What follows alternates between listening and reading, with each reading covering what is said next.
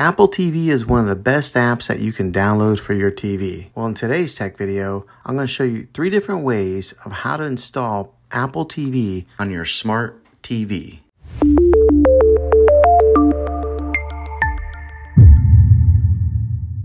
It can be really frustrating if you want to watch some of the great content that is on Apple TV and you find that your TV is unable to download it. If your TV is an older model of smart TV, then it could prevent you from downloading this app.